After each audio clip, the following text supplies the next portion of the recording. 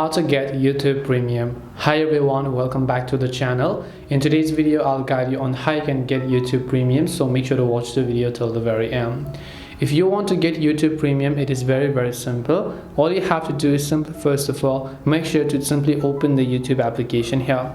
If you have a free account, you've been facing so many ads and now you decide that you want to get the premium version, it is very simple to do so. All you have to do is simply tap the profile icon from the top right hand side of the screen.